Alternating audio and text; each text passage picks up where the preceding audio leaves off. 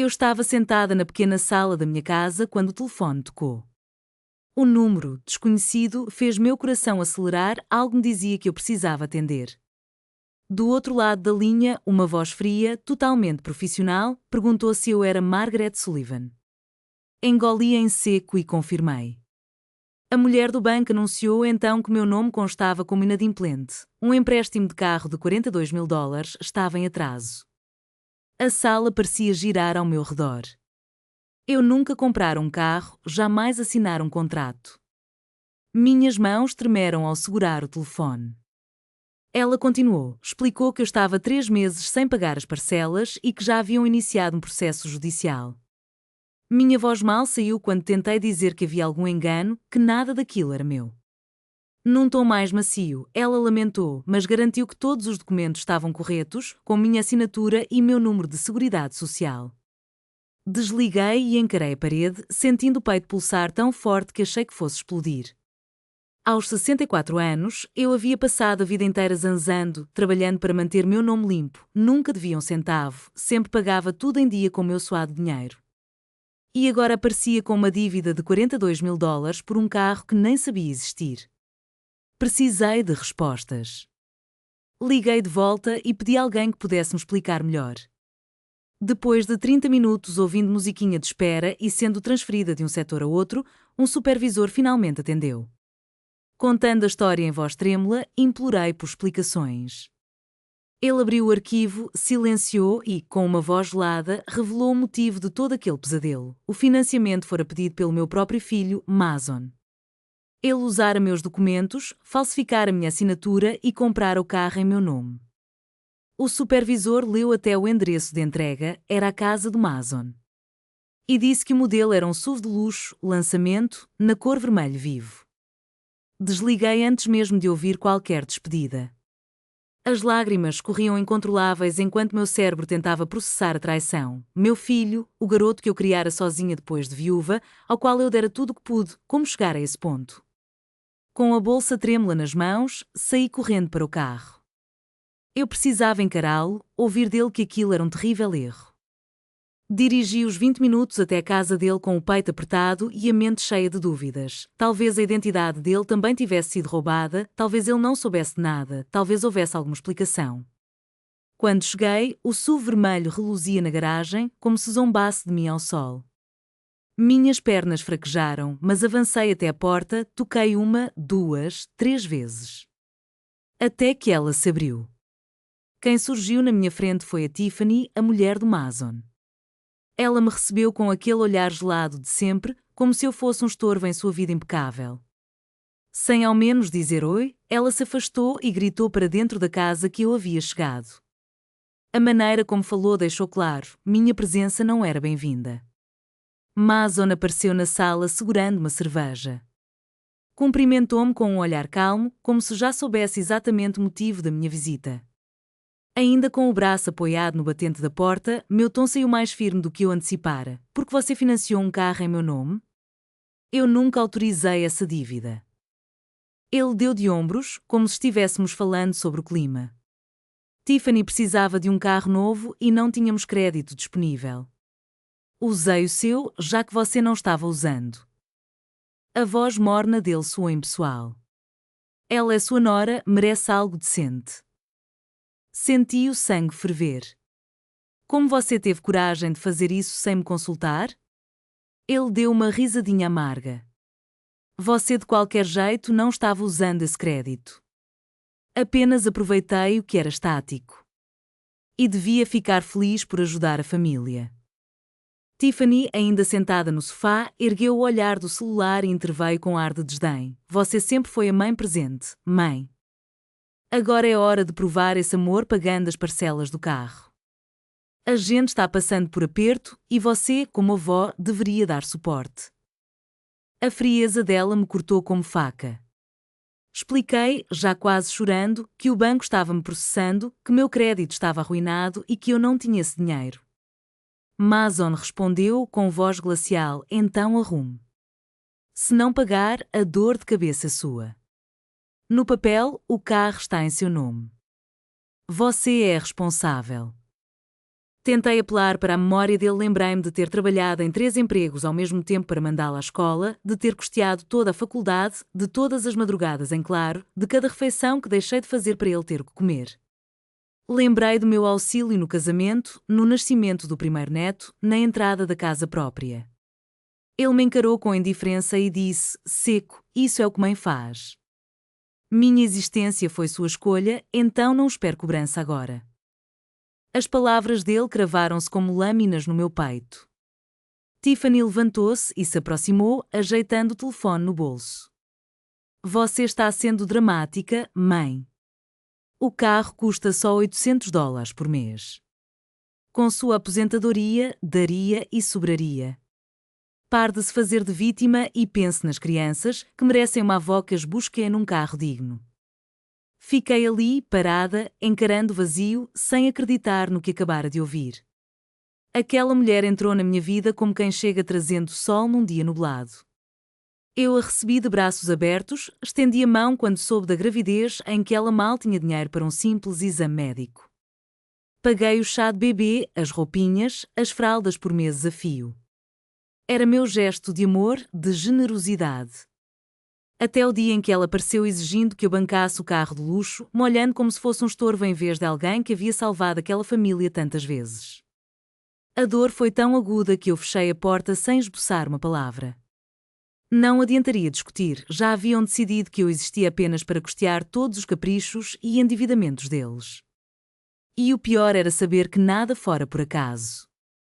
Tudo fizera parte de um plano consciente. No caminho de volta, as lágrimas turvaram minha visão.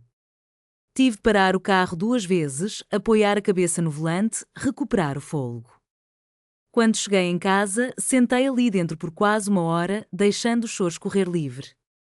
Chorava a traição, a ingratidão, chorava porque o filho que eu amava mais que a própria vida me tratava como se meu valor fosse 0.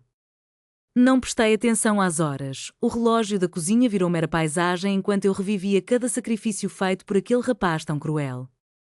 Na manhã seguinte, algo me empurrou até o computador. Eu precisava conferir a conta bancária. Abri o laptop com as mãos trêmulas e, em poucos cliques, o mundo desabou.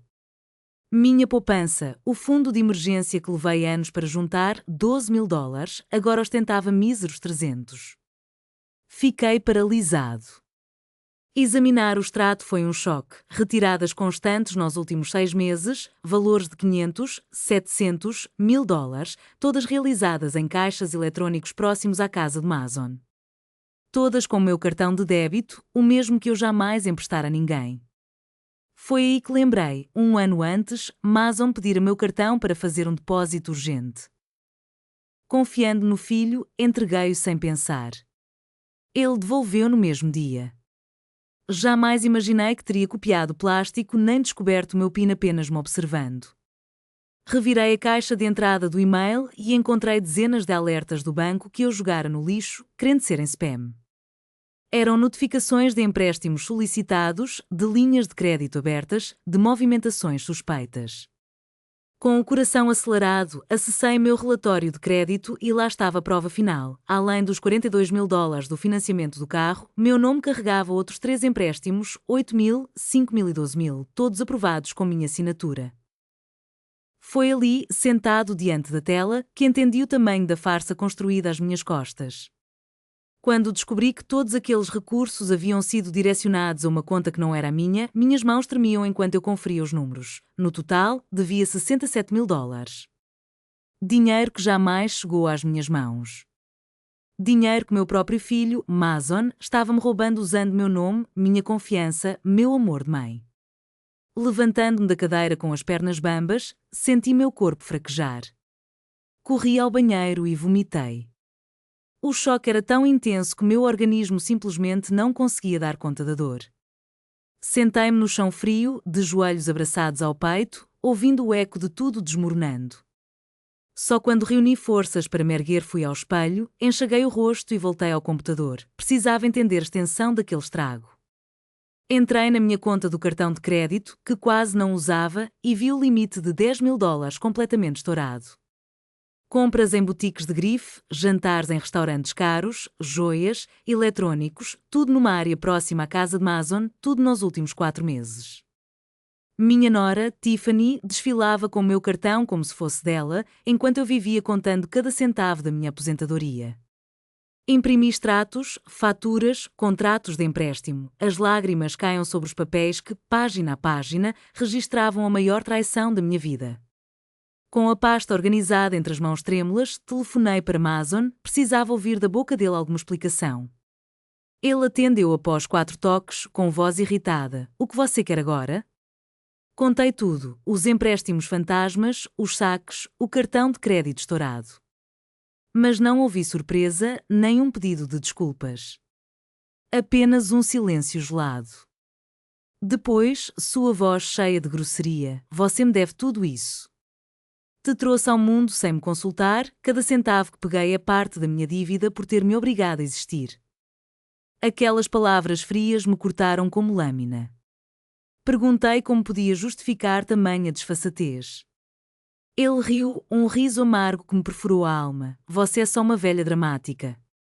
Não estou roubando nada, porque isso já deveria ser meu. Quando você morrer, vai-me deixar tudo de herança, só estou antecipando o que já é inevitável. Então Tiffany pegou o telefone, exigiu que eu parasse de incomodar o marido, alegou que, se eu tivesse sido uma mãe decente e lhes dado dinheiro quando precisaram, nada disso teria acontecido. Revirou a culpa contra mim, como se eu fosse a responsável pela falta de limites deles. Disse que iria denunciá-los, que não ficariam impunes. Ela riu com desdém. Tente provocou. Afinal, temos todos os documentos assinados por você. E, naquele instante, vi claramente que a traição não era apenas um ato de desonestidade, mas um golpe frio e calculado contra todo meu amor. Eu sabia que, aos olhos da lei, parecia ter autorizado cada centavo que sumira da minha conta. Ninguém ia acreditar que meus próprios filhos, Mason e Tiffany, haviam-me roubado. Iriam achar que eu era apenas uma velha desmiolada, tentando arrancar dinheiro da família. Quando a assistente do banco começou a falar, apertando a gravação para provar que eu era louca, desliguei na cara dela. Minhas mãos tremiam de raiva, mas sob aquela fúria havia algo ainda maior, determinação. Eles me subestimaram, acharam que eu era a vítima fácil, que eu ia me calar e aceitar tudo. Estavam muito enganados. Voltei para o computador e mergulhei em pesquisa. Passei horas lendo sobre fraude de identidade, falsificação de documentos e furto cometido por parentes. Fiz fichamentos, anotei leis, direitos e procedimentos judiciais. Quando finalmente fechei a tampa do notebook, o relógio marcava 3 da manhã. Tinha um plano. Não seria simples, mas era preciso não só por mim, mas por todas as mães que já foram traídas pelos próprios filhos. Eu precisava provar que amor de mãe não vira caixa registradora infinita e que laços de sangue não justificam abuso. No dia seguinte, um toque gentil na porta revelou Barbara, minha vizinha de longa data. Ela notara meu carro parado o dia inteiro e veio checar se eu estava bem. Assim que me viu, me abraçou sem dizer nada e eu desabei. Contei cada mentira, cada transferência suspeita, cada pedaço de traição. Chorei como não chorava há anos e ela ficou ali acariciando meus cabelos, ouvindo em silêncio. Quando terminei, ergueu o rosto, firme. Você não pode deixar que eles escapem impunes. Você merece justiça, merece recuperar sua vida. Barbara se ofereceu para me acompanhar ao advogado. Naquela tarde, estávamos num escritório modesto no centro. Arthur, um homem de cabelos grisalhos e olhar sério, nos recebeu com um café.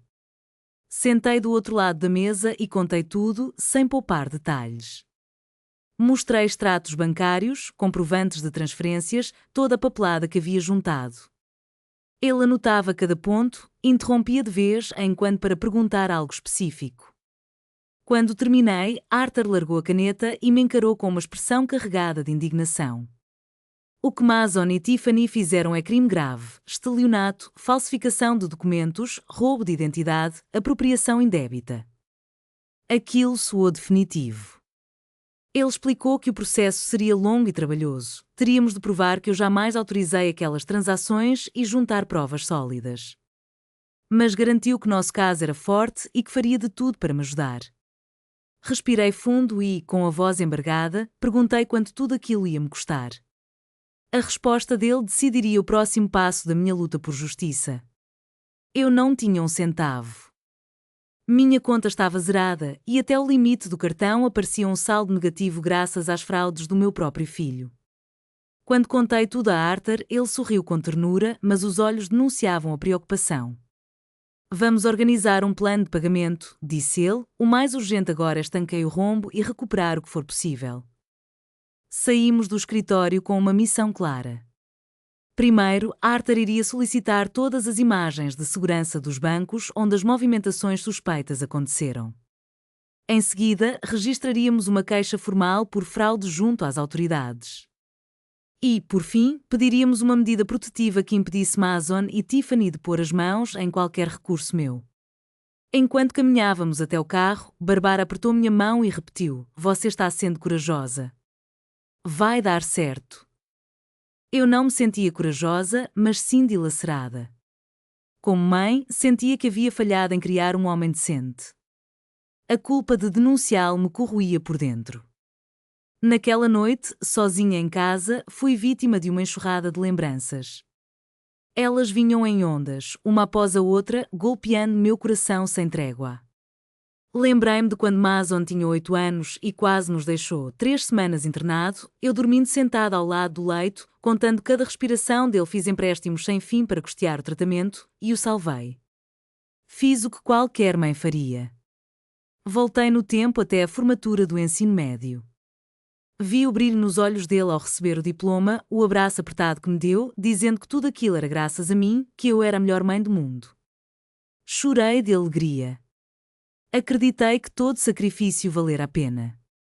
E veio o dia em que ele conheceu Tiffany, jovem, encantado, cheio de esperança. Eu desconfiava dela, havia algo no olhar que me incomodava, mas preferi calar. Não queria ser aquela sogra intrometida. Abri os braços para ela, ofereci meu carinho, tratei-a como filha. O nascimento do meu primeiro neto foi outro momento de pura euforia. Mason me ligou em lágrimas para dizer: "Vovó, você agora é avó." Corri ao hospital, vi aquele bebê minúsculo e senti meu coração explodir de amor. Pensei que nada mais nos separaria como família. Jamais imaginei que, anos depois, ele usaria meus netos como pretexto para me roubar. Passei a madrugada abraçada a uma foto antiga de Mason menino, aquele garotinho doce que me dava beijinho de boa noite, que prometera cuidar de mim quando crescesse. Onde foi parar aquele filho?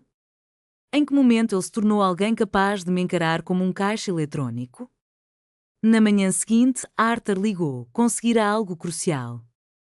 Os bancos aceitaram fornecer as gravações das câmaras. Pediu que eu fosse imediatamente ao escritório. Barbara veio comigo de novo. Chegando lá, Arthur já tinha o laptop aberto sobre a mesa. Assim que me sentei, ele deu play nos vídeos. Meu estômago revirou a cada sequência. E lá estava Mason na primeira filmagem.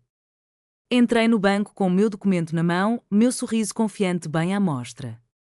Avancei até o caixa, entreguei os papéis e assinei. O executivo conferiu tudo, fez um sinal de positivo.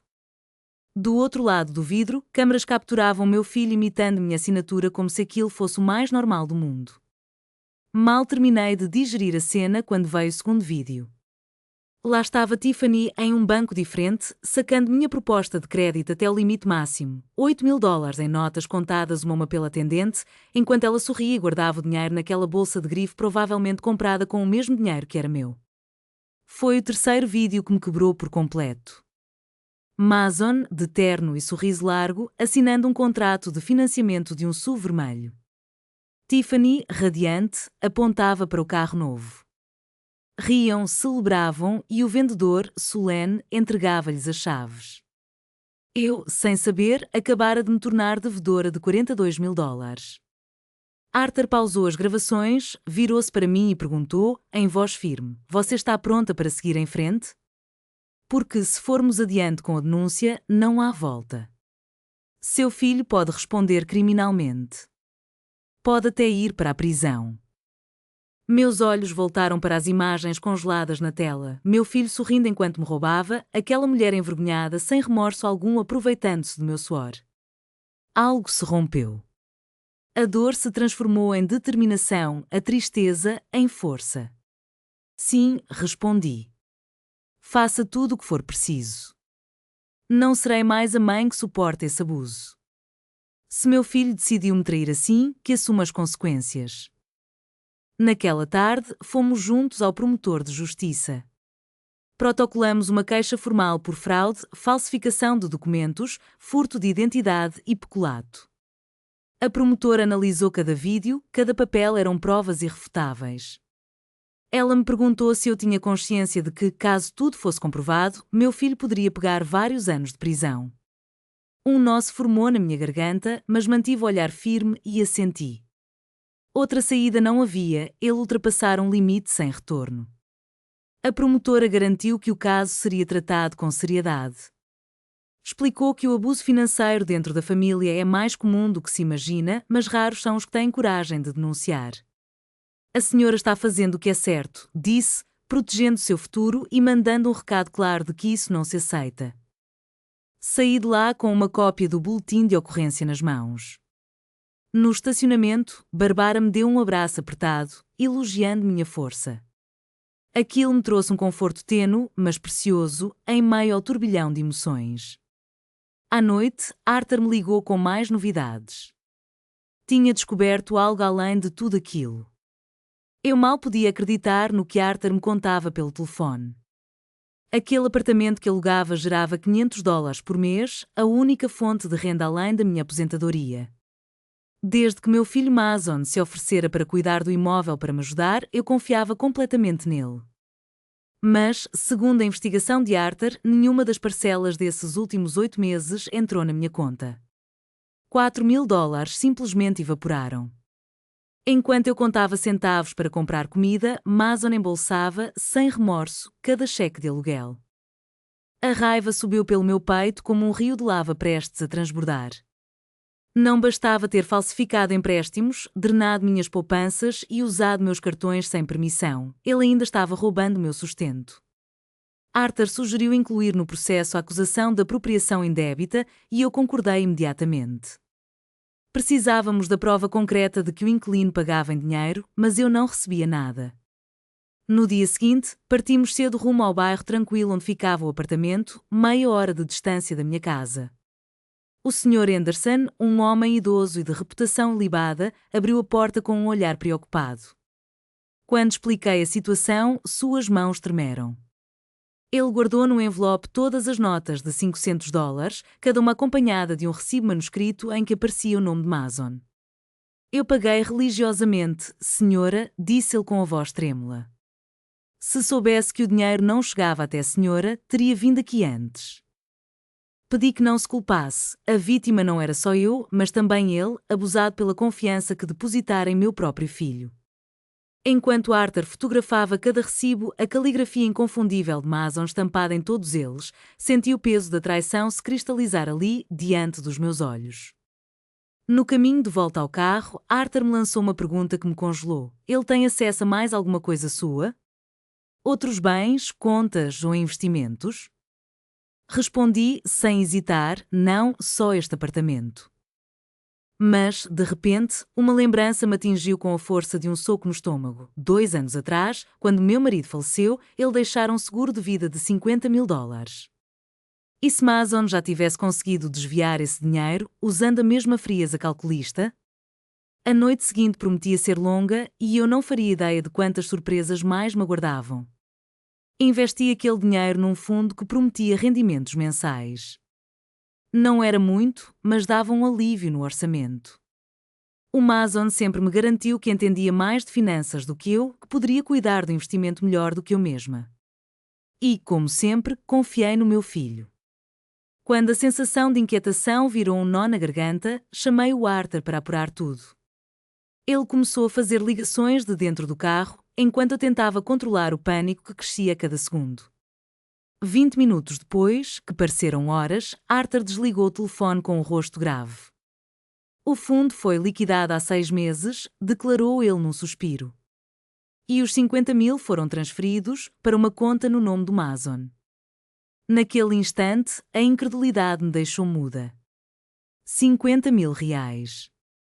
As últimas economias que guardava em memória do seu pai, o dinheiro que eu planejava usar na minha aposentadoria, a reserva que me dava tranquilidade nos apertos. Tudo levado pelo próprio filho, que falsificou minha assinatura para drenar o investimento.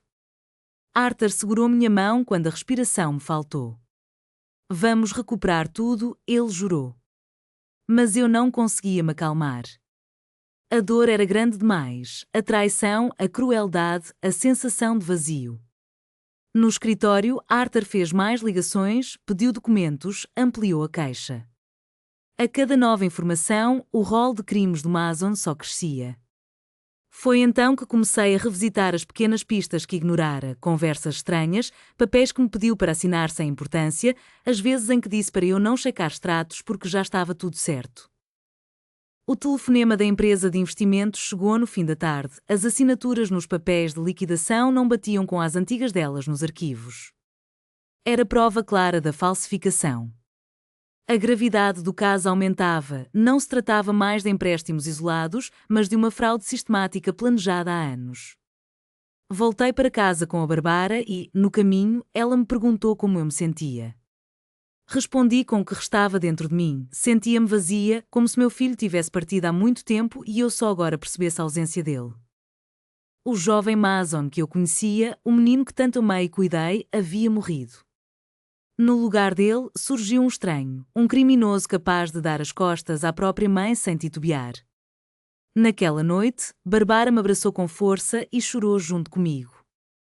Entre soluços, ela disse que eu tinha todo o direito de sentir dor, raiva e traição, mas também o direito de me defender. Não era uma mãe má por lutar por si mesma, amor não significa aceitar abuso. Mais tarde, meu celular tocou. No visor, o nome de Mason apareceu e meu coração quase saltou pela boca. Hesitei antes de atender, mas a curiosidade falou mais alto, eu precisava ouvir o que ele tinha a dizer. Do outro lado da linha soou uma voz irritada, quase furiosa. Ele disse que recebera uma intimação do promotor que eu havia denunciado. Como você ousa, reclamou sem um pingo de remorso. Apenas a indignação de quem se acha no direito de acusar a própria mãe de traição. Respirei fundo e respondi com firmeza. Ele me roubara até o último centavo, minhas economias, minha herança, minha paz. Falsificara documentos, cometera fraudes, destruíra meu nome. Agora iria arcar com as consequências. Mason soltou uma gargalhada sarcástica. Alegou que eu não tinha provas, que tudo parecera legal porque as assinaturas eram minhas. Segundo ele, qualquer juiz veria apenas uma mãe louca metendo-se onde não foi chamada. Expliquei que, ao contrário, eu dispunha de provas incontestáveis, imagens das câmaras dos bancos registrando sua mão forjando minha assinatura, depoimentos de funcionários que confirmavam cada saque fraudulento, laudos periciais atestando a falsificação, recibos de aluguéis pagos com o meu cartão, tudo documentado. Um silêncio pesado se fez do outro lado da linha. Esperei, o telefone quase colado ao ouvido. Até que, finalmente, ele falou. E, pela primeira vez, soou nervoso, inseguro. Mason quis saber quais vídeos, que provas eu tinha.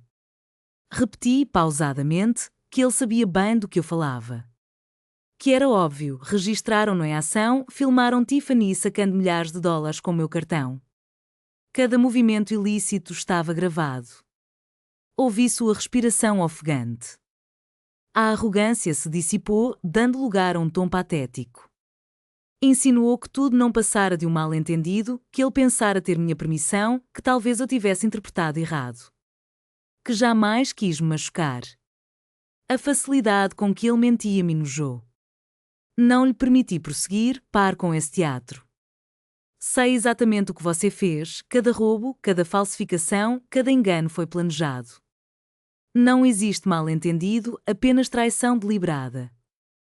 Foi então que Tiffany tomou o celular. Gritou tanto que parecia querer rasgar o aparelho. Chamou-me de velha amarga, egoísta, mãe horrível. Acusou-me de destruir a família por dinheiro e jurou que meus netos sofreriam as consequências. Se Mason fosse preso, segundo ela, eu jamais veria aqueles pequenos novamente. E ali, com o telefone na mão, entendi que, por mais doloroso que fosse, defender-me era a única maneira de salvar não apenas meu nome, mas também a lembrança do filho que eu um dia conheci. Ela estava usando meus netos como arma, praticando um verdadeiro chantagem emocional. Por telefone, senti meu coração disparar, mas encontrei uma calma surpreendente. Expliquei a ela, com toda a firmeza de que fui capaz, que ela destruiu esta família quando convenceu meu próprio filho a me roubar. Se aquelas crianças sofriam, era por causa das escolhas dos pais, não minhas. Eu tentara erguer um novo alicerce de amor e respeito, mas eles o envenenaram com sua ganância. Enquanto ela berrava insultos do outro lado da linha, eu simplesmente desliguei. Não tinha nada mais a dizer a ela ou a qualquer um deles. Restava-me apenas aguardar que a justiça fizesse seu papel. Os dias que se seguiram transformaram-se numa tempestade jurídica. Arthur, meu advogado, trabalhou sem folga. Protocolamos pedidos em todos os bancos para congelar as contas de Mason e Tiffany até o desfecho do processo. Requisitamos a indisponibilidade preventiva do SUV vermelho. Pedimos também uma medida protetiva, proibindo-os de se aproximar de mim ou de qualquer um dos meus bens. Fui então chamada ao escritório da promotora responsável pelo caso, a Dra. Harper. Na casa dos 40, ela mantinha um olhar penetrante que inspirava confiança. Passamos 3 horas mergulhados em papéis, documentos, provas, depoimentos. Foi durante essa revisão exaustiva que ela me disse algo que jamais esquecerei. Em 2 décadas de carreira, testemunhara inúmeros casos de abuso de idosos, filhos vergonhosos usurpando heranças, cônjuges esvaziando contas correntes, mas raros eram aqueles que encontravam coragem para denunciar. A maioria sofria em silêncio, encurralada pelo medo, pela vergonha ou por uma lealdade familiar mal direcionada. Quando ouvi suas palavras, senti erguer-se em mim uma força que eu nem sabia existir. A Dra. Harper explicou o caminho adiante. Primeiro, seriam chamados Mason e Tiffany para interrogatório formal, apresentariam as provas e os convidariam a confessar ou a contratar defesa. Conforme suas respostas, o processo seguiria para julgamento ou haveria negociação de um acordo. Ela então me perguntou: o que a senhora deseja? Recuperar seu dinheiro ou vê-los responder criminalmente? Olhei firme em seus olhos e respondi: quero ambos. Quero meu dinheiro de volta e quero que paguem pelo que fizeram. Que entendam que atos têm consequências. Uma semana depois, Arthur me telefonou radiante. O banco havia conseguido a apreensão do SUV vermelho. A polícia, com ordem judicial em mãos, apareceu na casa de Mason e levou o carro embora. Tiffany saiu às ruas em pleno escarcéu, gritando para todos os vizinhos, mas sem conseguir reverter nada. O veículo será leiloado e o valor arrecadado cobrirá parte da dívida que eles geraram em meu nome. Confesso que me senti aliviada, ainda que um nó se formasse no meu peito ao ver meu filho arcar com as consequências. Era como se 2 partes de mim estivessem em guerra, uma celebrava o justo desfecho, enquanto a outra lamentava o sofrimento dele. E ali, no estreito espaço entre justiça e dor familiar, eu aprendi que às vezes fazer o que é certo é também enfrentar o mais duro dos prantos. Aquela mistura de cumplicidade e solidariedade começou a se fortalecer a cada dia. Barbara, a vizinha que havia tomado para si a missão de me proteger, aparecia religiosamente na minha porta com uma marmita caseira, um olhar atento e o ombro amigo pronto para escutar minhas angústias. Certo dia, ela chegou com uma novidade inesperada. Alguns moradores do prédio vinham comentando o que eu havia vivido. Achei que seria julgamento ou cochichos maldosos, mas, para minha surpresa, eram palavras de admiração. Contei então de Dorothy. Numa tarde fria, Dorothy bateu à minha porta, o rosto molhado de lágrimas. Entre soluços, revelou que seu próprio filho lhe havia tirado $25.000 da aposentadoria e ela jamais ousara denunciá-lo. Durante 5 anos, vivera consumida pela culpa e pelo rancor, um peso que a impedia de dormir, de comer, de seguir em frente. Entendi sua dor. Peguei meu telefone, passei a ela o contato de Arthur e disse: nunca é tarde para buscar justiça. Você também merece ser defendida. Não sei se Dorothy ligou, mas torço para que ela tenha encontrado coragem. Afinal, ninguém deve suportar abusos, nem de estranhos, nem da própria família. Passaram-se 2 semanas desde o registro da queixa.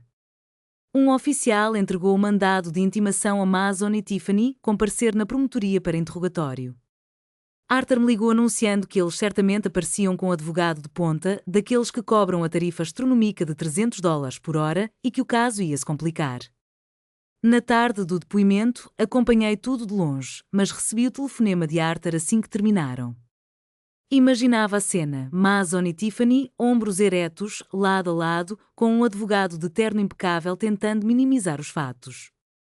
Primeira tentativa dele, alegar mal-entendido familiar, dizer que eu teria dado permissão verbal para mexer no meu cartão de crédito. Bastou a promotora Arper exibir as imagens das câmaras de segurança, a perícia atestando falsificação de assinaturas e os extratos bancários comprovando saques indevidos para o castelo de cartas desabar.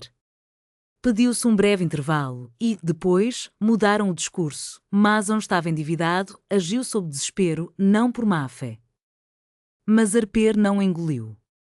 Disse que desespero não compra relógio de luxo, nem paga 10 meses de aluguel com dinheiro alheio, nem transforma $50.000 de investimentos em saque imediato.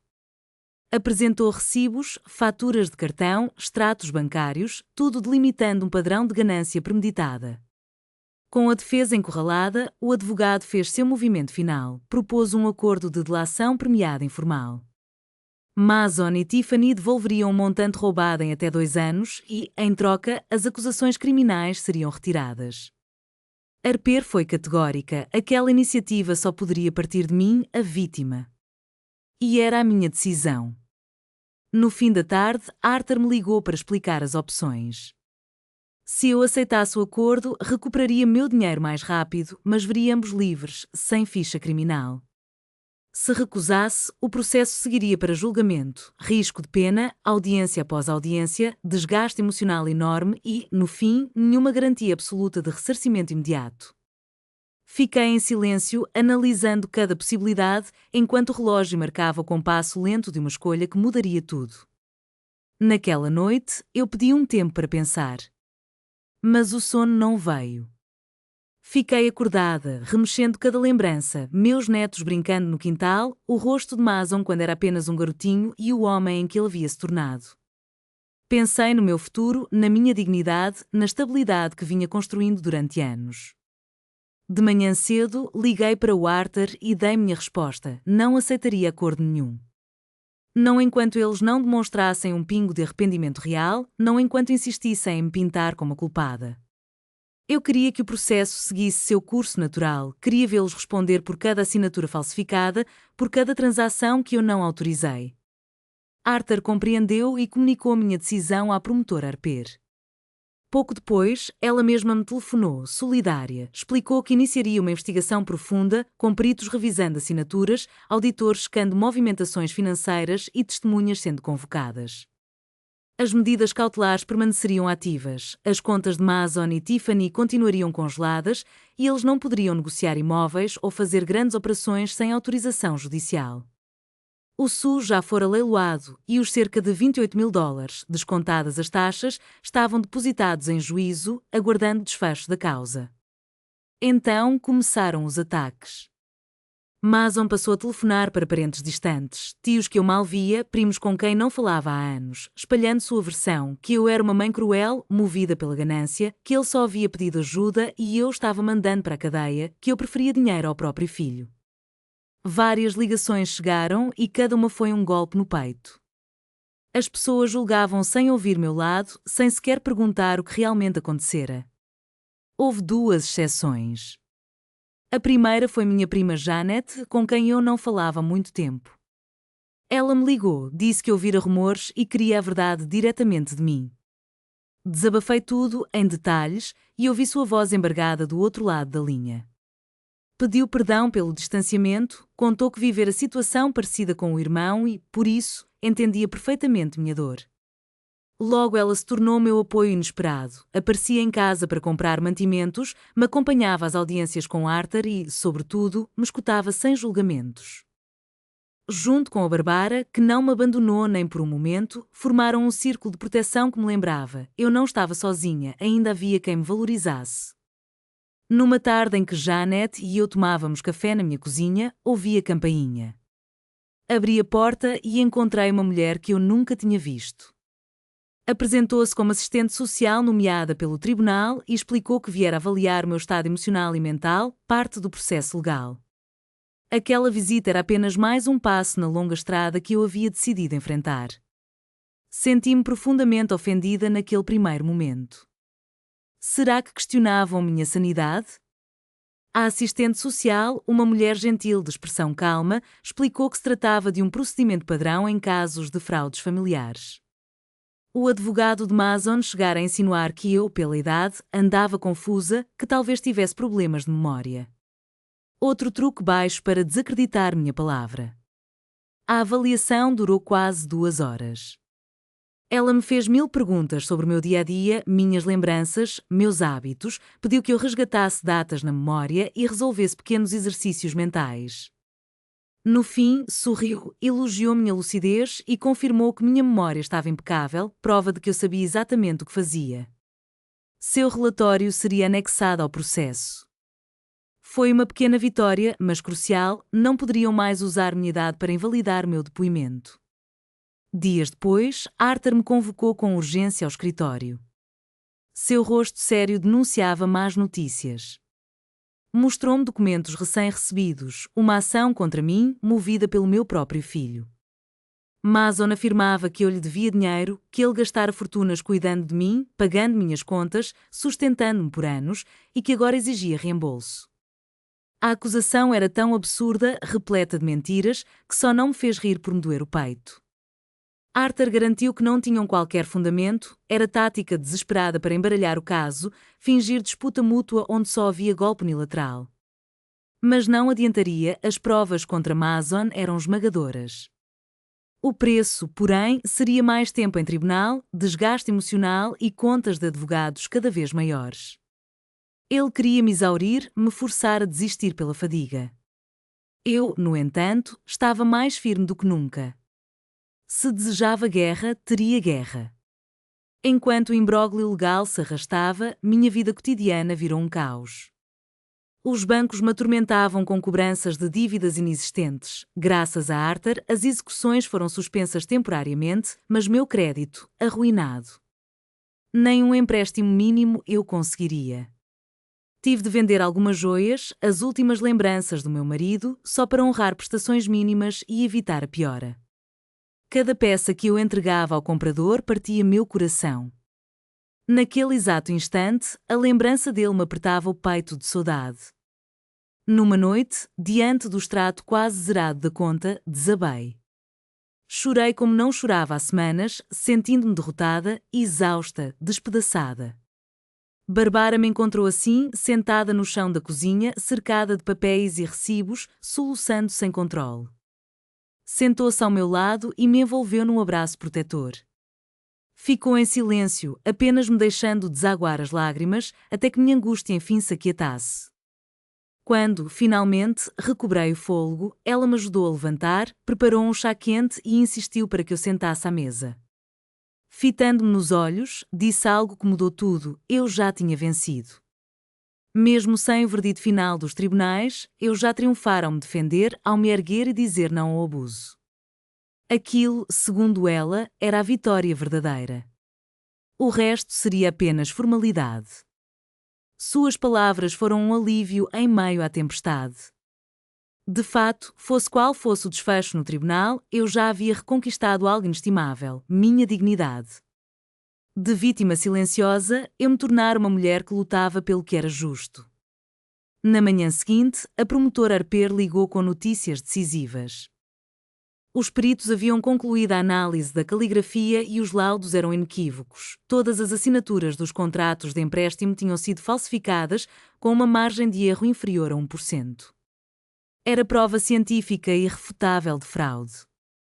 Além disso, os auditores rastrearam cada dólar desviado, descobrindo onde o dinheiro fora gasto: compras de luxo, viagens, restaurantes caros, um sistema de home theater de $5.000, roupas de grife, até a festa de aniversário da Tiffany, que custara $3.000. Tudo documentado, tudo comprovado. Com essa força probatória, Arper afirmou que o caso estava praticamente ganho.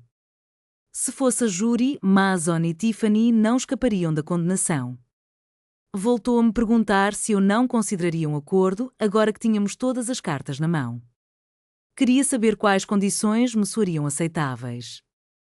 Ela lembrou que, com evidências tão sólidas, poderíamos exigir o ressarcimento imediato de todo o dinheiro com juros, um pedido público de desculpas, prestação de serviços comunitários, supervisão incondicional e, o mais importante, a confissão formal de culpa em registro público. Passei dias refletindo, conversando com Arthur, com Bárbara, com Janet.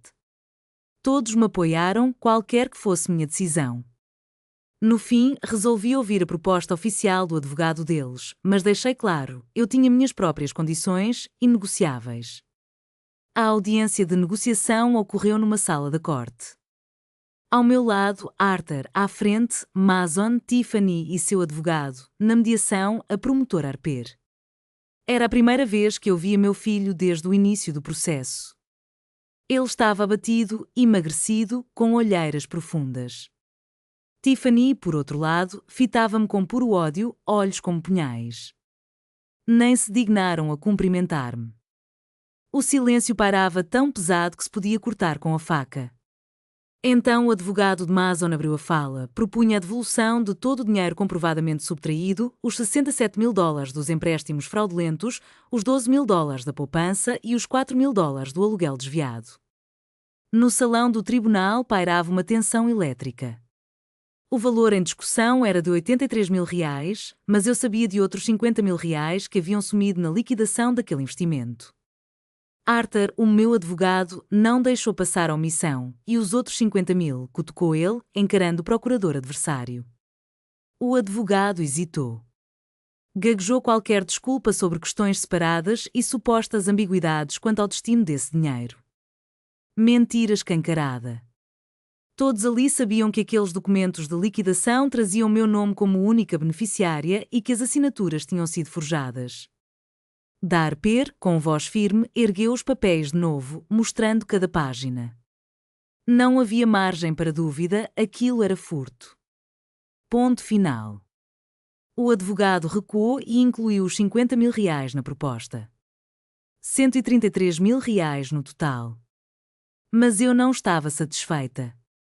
Queria não só o montante de volta, mas também os juros que ele teria gerado em minhas contas.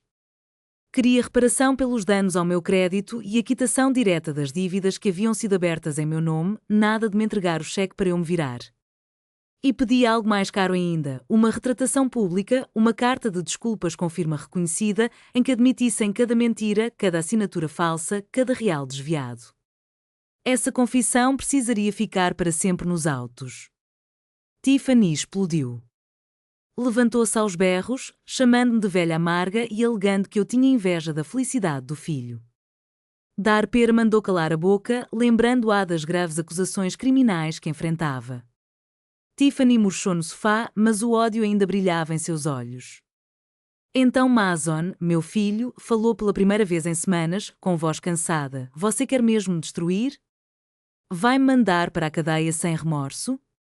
Tentava, mais uma vez, usar a tal culpa maternal contra mim. Respirei fundo e respondi com calma. Você se destruiu no dia em que achou que roubar de mim era aceitável. Não sou eu quem te leva para a prisão, são as suas escolhas. Cada decisão tem consequências. Listei, com clareza, cada crime, as assinaturas forjadas, os documentos fraudulentos, os R$50.000 do investimento do meu falecido marido, os aluguéis desviados mês após mês, os cartões de crédito usados para ostentar luxo enquanto eu vivia de arroz e feijão para sobreviver. Vi a lágrima nos olhos dele, mas eram gotas de autocompaixão, não de arrependimento. Ele lamentava ter sido descoberto e não o que havia feito. Quando o advogado de Mason e Tiffany começou a falar, a tensão na sala se intensificou. Se você insistir em todas essas condições, ele me avisou, não há como pagar. Eles não têm $133.000, as contas estão bloqueadas, perderam o carro, estão praticamente na rua. Você os deixa sem nada. Foi então que Arthur tirou da pasta um dossiê que preparara com atenção cirúrgica, um relatório detalhado dos bens do casal. Descobrimos que, embora afirmassem estar falidos, Mason e Tiffany tinham uma casa avaliada em $200.000 em seus nomes, economias escondidas em contas de parentes de Tiffany, pequenos investimentos e objetos de valor. Não havia nenhum desabrigado ali, suas finanças estavam longe de zero. O semblante do advogado mudou ao folhear aquelas páginas. Entendeu, enfim, que não estávamos lidando com ignorância, mas com uma investigação minuciosa. Pediu um intervalo de 20 minutos para conversar com os clientes em particular. Do lado de fora, Barbara e Janet, minhas amigas e cúmplices nesta batalha, aguardavam em silêncio solidário. Quando entrei no corredor, Barbara me entregou um copo de água. Janet apertou minha mão como quem compartilha uma promessa de vitória. Harper, sussurrando ao meu ouvido, elogiou minha firmeza. Você está indo muito bem. 20 minutos depois, todos retornaram. Desta vez, o advogado tinha outra proposta. Venderiam a casa e, com o valor obtido, quitariam os $133.000 que exigia, acrescidos de 20.000 de juros e danos, totalizando $153.000. Além disso, redigiriam a carta de desculpas com todos os detalhes que pedi. Em troca, eu retiraria as acusações criminais. E eles aceitariam 5 anos de liberdade vigiada, obrigados a manter distância e silêncio absolutos. Qualquer descumprimento revogaria imediatamente o acordo e o processo penal corria novamente, sem chance de negociação. Arthur olhou para mim, aguardando a resposta. Pedi um instante e saímos para o corredor. Ele explicou que era um acordo muito vantajoso, recuperaria mais dinheiro do que perdi, garantiria um registro de liberdade vigiada, o que, no mundo jurídico, é uma marca tão significativa quanto uma condenação e teria proteção legal no caso de qualquer tentativa de contato futuro. Mas alertou-me sobre os riscos de levar tudo a julgamento. O processo se estenderia por pelo menos mais um ano, sem garantia de dinheiro para pagamento depois, já que eles poderiam decretar falência ou ocultar bens. Era um jogo de sorte. Por um instante, fechei os olhos e vi todas as noites em claro, a dor insistente, a traição que me rasgava por dentro. Pensei também no meu amanhã. Valia a pena prolongar esse pesadelo ou era hora de virar a página e reconstruir minha vida? Voltei à sala de reuniões com a decisão tomada. Aceitei o acordo, mas acrescentei uma condição não negociável. Durante todo o período de liberdade vigiada, Mason e Tiffany deveriam participar de terapia obrigatória, cada um em sessões individuais e, também, terapia de casal e familiar. Era essencial que enfrentassem não apenas as consequências jurídicas, mas o estrago emocional que causaram. O advogado lançou um olhar cruzado aos clientes. Mason apenas assentiu, exausto, como se finalmente compreendesse o peso da verdade que não podia mais ignorar. Tiffany estremeceu de raiva, mas acabou acenando em concordância. Todos sabíamos que não havia outra saída, as provas contra nós eram irrefutáveis. Se aquele caso chegasse a julgamento, correríamos sério risco de passar anos atrás das grades. Acordar com aquelas duras condições parecia a melhor porta de fuga. A promotora Harper, com ar firme, começou a redigir cada termo do acordo. Ficamos em silêncio absoluto enquanto ela anotava cláusula após cláusula, detalhando prazos, responsabilidades e penalidades para qualquer descumprimento. Quando terminou, o documento tinha 7 páginas minuciosamente escritas, sem margem para dúvidas. Tudo estava claro como cristal. Promotora Harper leu cada parágrafo em voz alta. O som das palavras ecoa na sala, 24 horas por dia, sem interpretação. Terminada a leitura, ela pôs a caneta diante de nós. Primeiro, tremendo, assinei, segurei o papel com mão firme, decidida. Depois veio a assinatura de Arthur, meu representante legal. Em seguida, Mason, cabisbaixo, evitou meu olhar. Tiffany imprimiu tanta força na caneta que quase rasgou a folha. Finalmente, o advogado deles carimbou os últimos termos. Harper reconheceu o documento em cartório e distribuiu cópias a cada parte, explicando que se iniciava ali a fase de cumprimento, 60 dias para vender a casa e levantar o montante combinado. Enquanto isso, permaneceriam sob as medidas cautelares já estabelecidas. Saí daquele tribunal com um nó no peito. Não era exatamente alívio, nem felicidade. Uma mistura agridoce de vitória e luto, a constatação de que eu havia vencido na justiça, mas perdido meu filho no processo.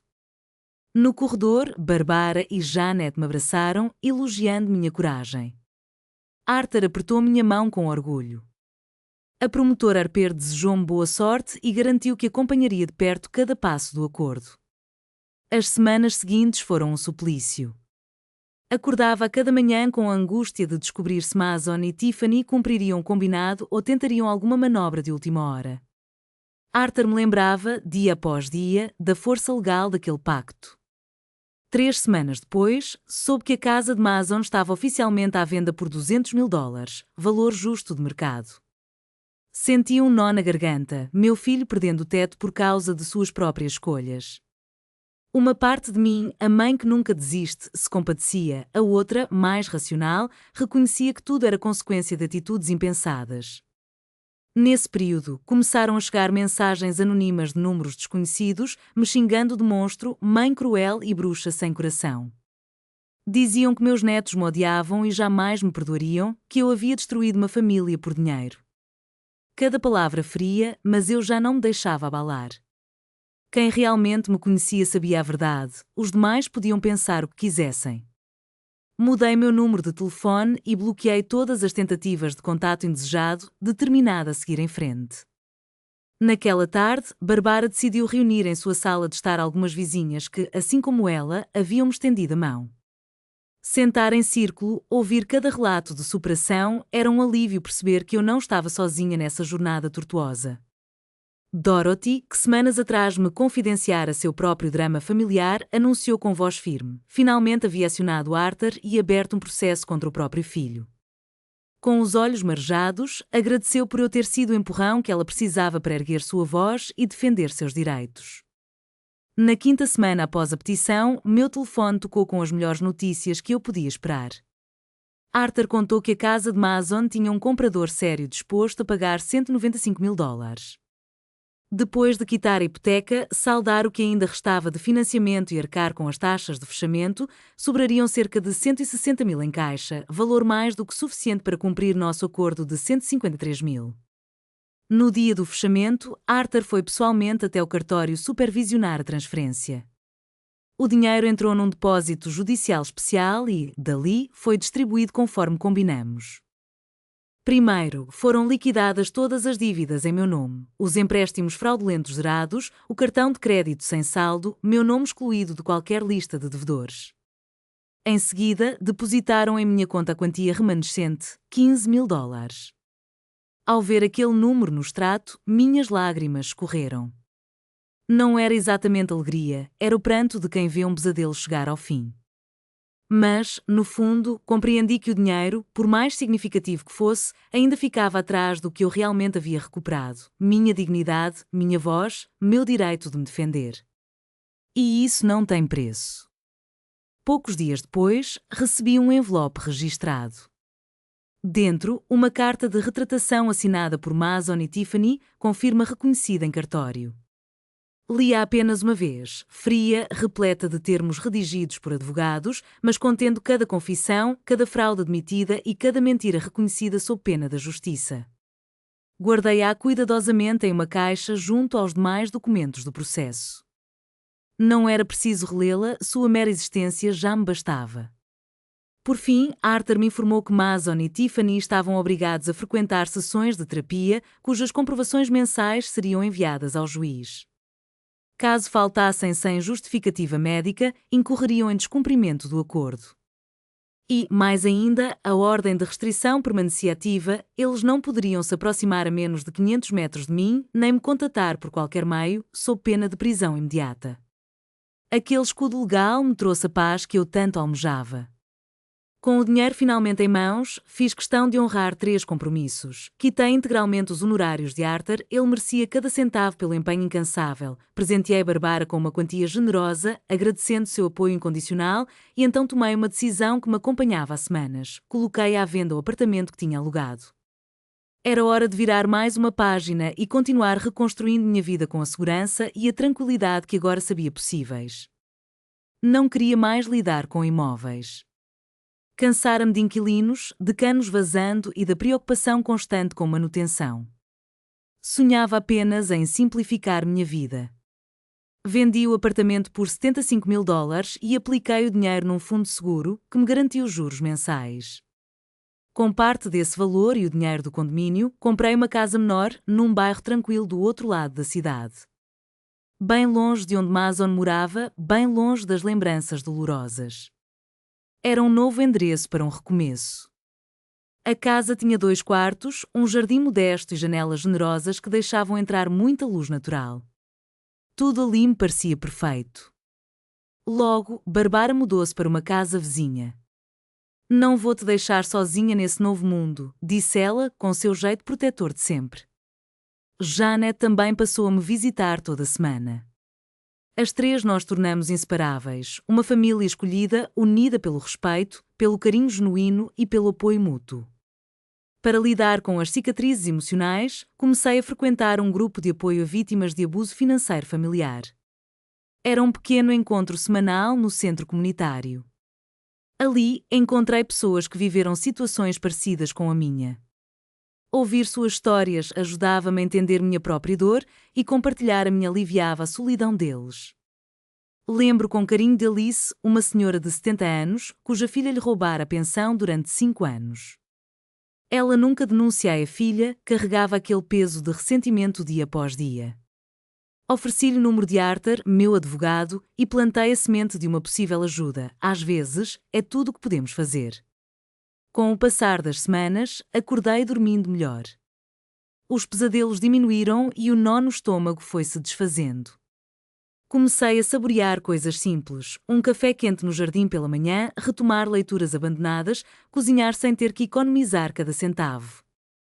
Num fim de tarde, enquanto regava as plantas, percebi algo incrível, eu sorria de verdade. Fazia meses que não sentia um sorriso genuíno brotar no rosto. Foi um instante singelo, mas profundo. Ali, percebi que estava curando minhas feridas e descobrindo a vida possível depois da traição. 3 meses depois do acordo, recebi uma ligação da promotora Arper. Mason e Tiffany tinham cumprido todos os termos, fizeram terapia, respeitaram a ordem de restrição e pagaram o valor combinado. Do ponto de vista jurídico, o caso estava encerrado. Quando ela me perguntou como eu me sentia, respondi com sinceridade: livre. Livre como não me lembrava de ter sido em anos. Orgulhosa de ter-me defendido, triste com o que tudo tivera se tornado, mas finalmente em paz com minhas escolhas. 6 meses depois do desfecho legal, minha vida adquiriu um ritmo inteiramente novo. Acordava sem aquele peso insuportável da ansiedade. O sol invadia cada canto da casa como se quisesse me lembrar que, doravante, a escuridão ficara para trás. E, naquele lar pequenino e acolhedor, aprendi que recomeços são sempre possíveis. Basta ter coragem para vendê-los, irrigá-los de cuidado e permitir que a luz entre pelas janelas.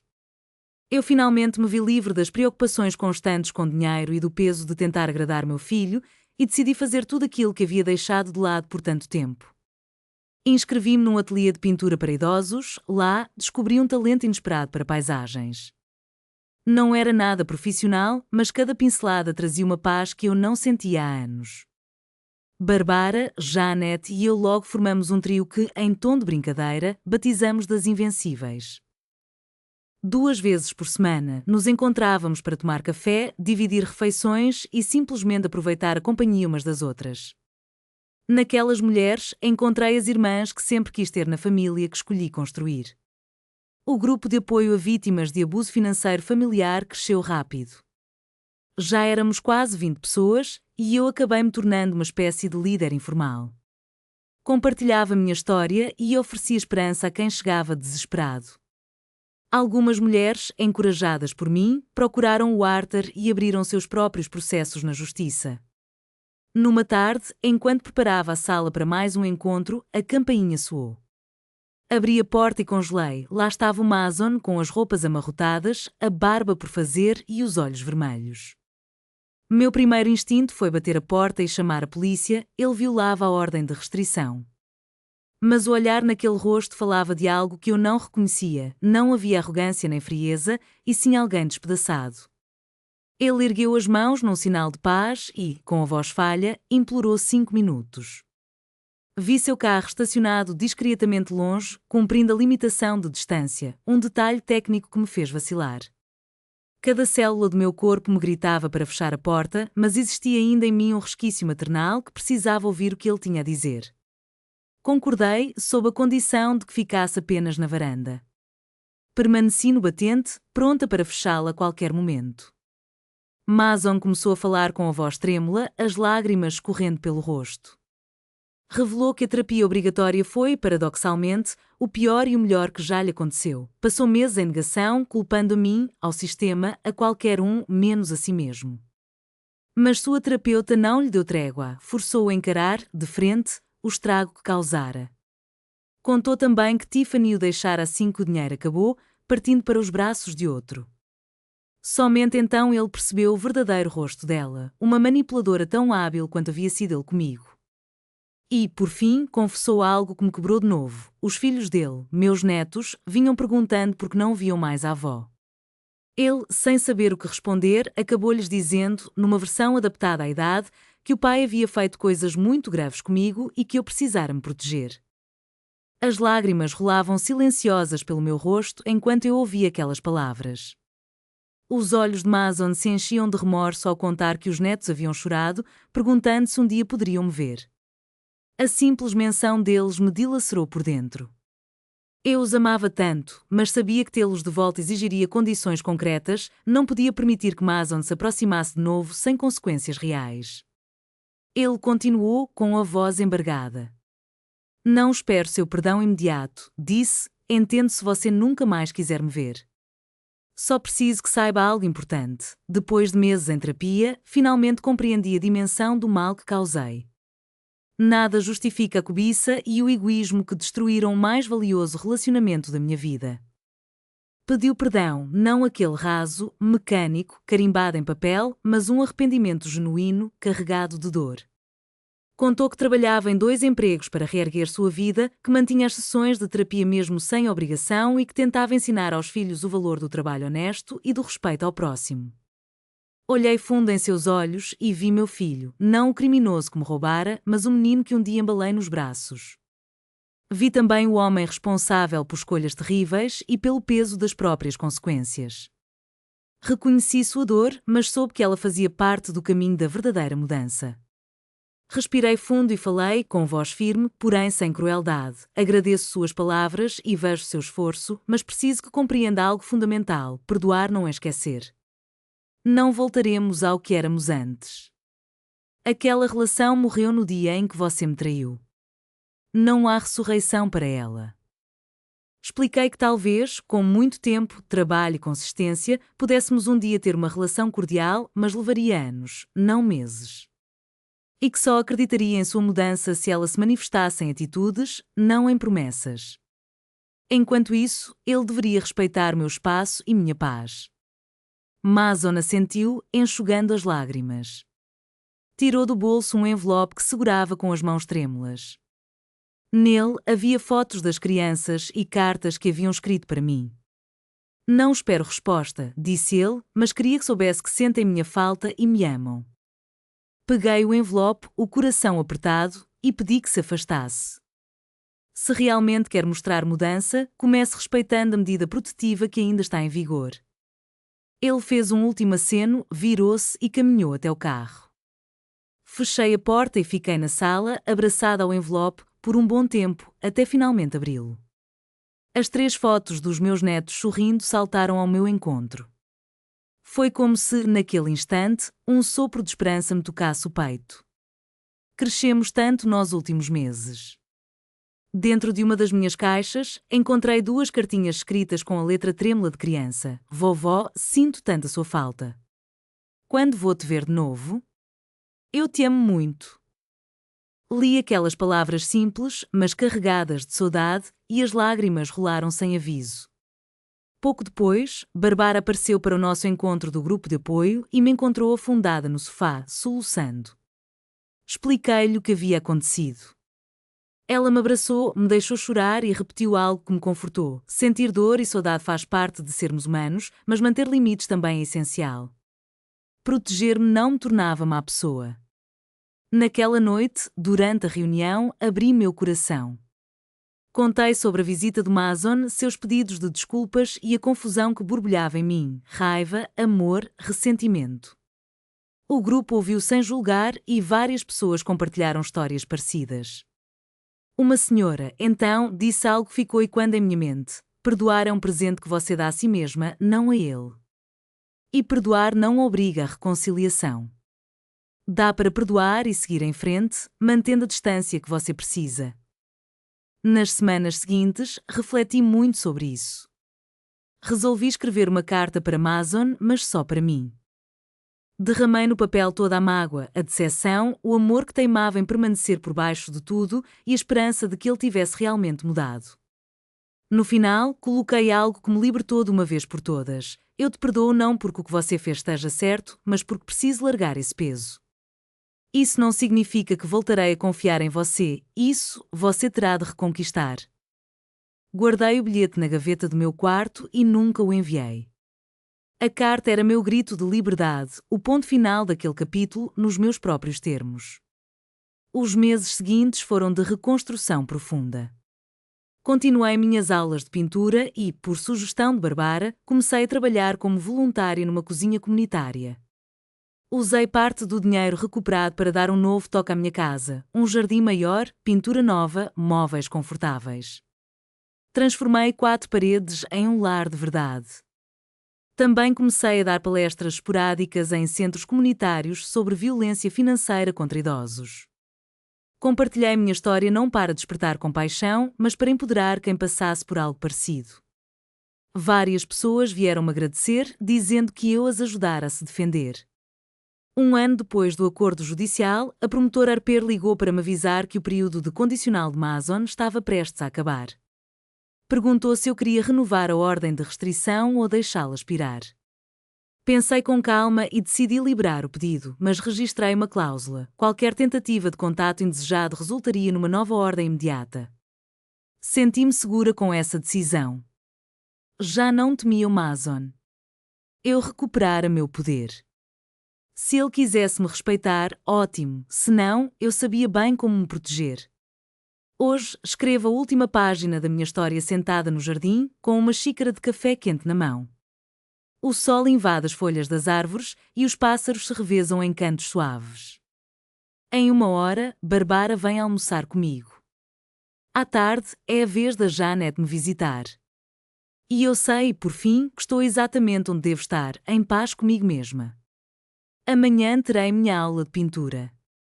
Quinta-feira, o grupo de apoio. Minha rotina é simples agora.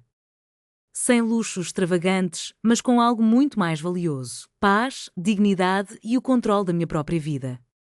As pessoas que me cercam me valorizam pelo que sou, não pelo que posso oferecer.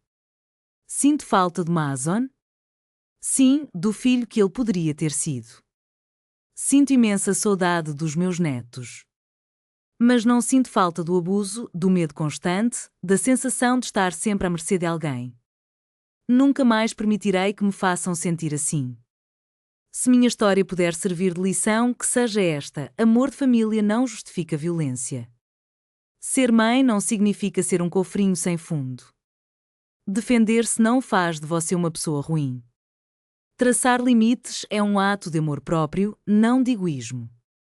Aprendi também que família de verdade não é só quem tem laços de sangue, mas quem escolhe te respeitar, celebra suas conquistas e te ampara nas quedas, sem esperar nada em troca. Nunca é tarde para defender-se, independentemente da sua idade, da sua história ou de quanto tempo já suportou sofrimento. Você sempre tem o direito de buscar justiça. Descobri, por mais doloroso que seja, que a traição de um filho dói profundamente. Mas essa dor não te define.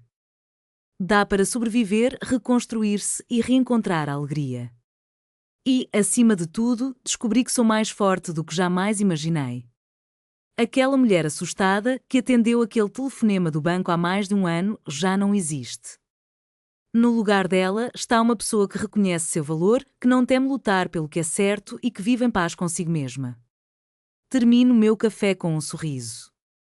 Ainda tenho, Deus queira, muitos anos pela frente, talvez uns 25, e pretendo vivê-los do meu jeito, cercada de amor verdadeiro, construindo a vida que sempre mereci. Esta é a minha história, de como meu filho tentou me destruir e, sem saber, me ensinou a ser inquebrável. De como o pior momento da minha vida se tornou a minha maior transformação. Se você está lendo isso e vive uma situação parecida, saiba, você também pode. Você merece se defender. Você merece viver sem abuso. Dê o primeiro passo. Procure ajuda. Converse com alguém de confiança.